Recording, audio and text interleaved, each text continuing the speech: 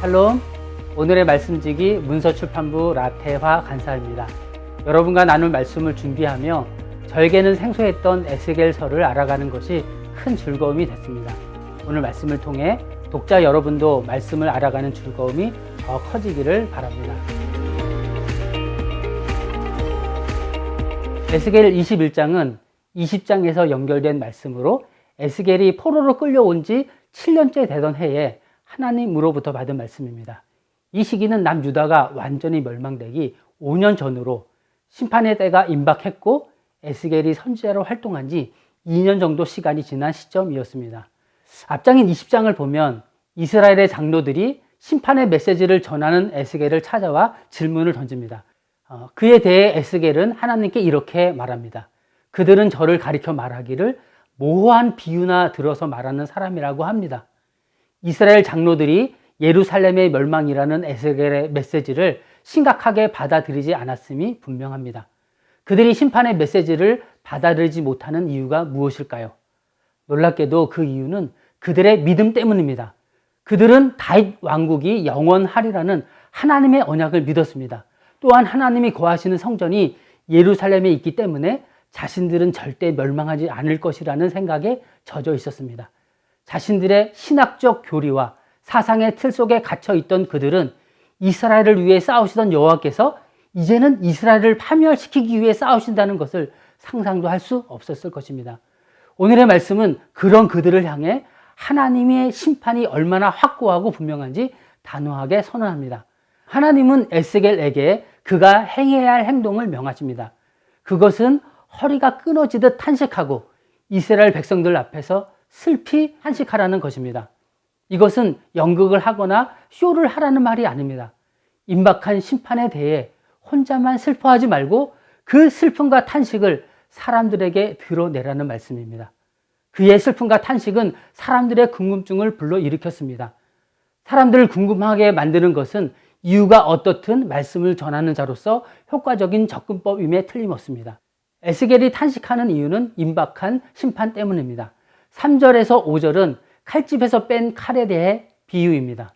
칼이 다시 칼집에 꽂히지 아니하겠다는 것은 심판이 이미 시작됐으며 심판을 집행하기까지는 멈추지 않겠다는 의미입니다. 14절에서 17절에서는 죽이는 칼, 큰 칼, 번쩍번쩍하는 칼, 번개 같은 칼, 날카로운 칼을 언급하며 칼을 의인화하여 칼에게 명령을 내립니다. 모이라, 오른쪽을 치라, 왼쪽을 치라, 대열을 맞추라, 향한 대로 가라. 이러한 칼부림은 단호한 하나님의 심판을 상징합니다. 그러나 하나님은 심판을 즐겨 하시는 분이 아닙니다. 그럼에도 이와 같은 심판을 행하시는 것은 에스겔서 앞부분에서 계속 지적했듯이 이스라엘 백성들이 하나님의 은혜를 망각하고 우상 숭배로 하나님을 완전히 떠났기 때문입니다. 19절에서 23절에서 묘사된 말씀은 바벨론 왕이 예루살렘을 공격하는 모습을 묘사하고 있습니다. 예루살렘 성은 매우 높은 산에 있는 요새와 같은 성이었습니다. 하지만 그럼에도 예루살렘은 완전히 무너지고 말 것입니다. 공성태를 설치하고 토성을 쌓고 사다리를 세워서 바벨론은 예루살렘을 멸망시킬 것입니다. 실제로 약 5년 후인 BC 586년 남유다는 예루살렘 성이 무너지고 성전이 파괴되며 바벨론에 의해 완전히 망합니다. 오늘 말씀에서 어떤 점을 생각해 볼 수 있을까요? 저는 허리가 끊어지도록 통곡하며 탄식하는 에스겔의 모습을 생각해 보았습니다. 2년이라는 시간 동안 하나님의 임박한 심판을 외쳤는데도 아무도 믿어주지 않습니다. 자신의 메시지에는 관심이 없고 그가 하는 행동을 그저 흥미거리로 여길 뿐입니다. 에스겔의 심정이 얼마나 답답했을까요? 하나님께서 사람들 앞에서 탄식하라고 명하신 것은 어쩌면 울고 싶은 사람의 뺨을 때린 것처럼 저는 보입니다. 아마도 에스겔의 탄식은 그동안 쌓인 서러움과 답답함과 다가오는 심판에 대한 슬픔이 번복된 것일 것입니다. 그럼에도 불구하고 에스겔은 낙담하지 않고 이후로도 계속해서 선지자로서 하나님의 메시지를 전합니다.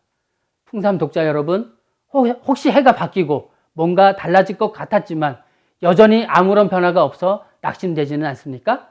세상에서 하나님의 공의와 정의가 실현되지 않는 것 같아 낙담되지는 않습니까? 그럼에도 불구하고 에스겔 선지자처럼 누가 인정해주지 않고 세상이 알아주지 않더라도 자기에게 주어진 길을 뚜벅뚜벅 걸어가는 오늘 하루가 되기를 축복합니다. 샬롬.